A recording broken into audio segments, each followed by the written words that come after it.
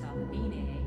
These recordings should demonstrate how fundamental sound is as a classifying factor. Species identification will partly rely upon the duration of one syllable, usually in milliseconds.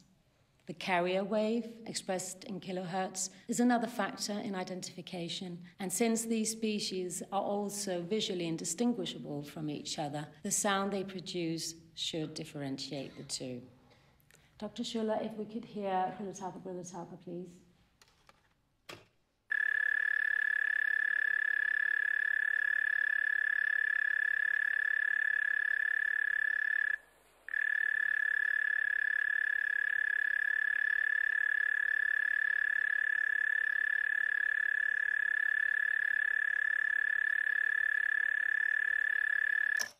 And now, if we hear Quillatapa.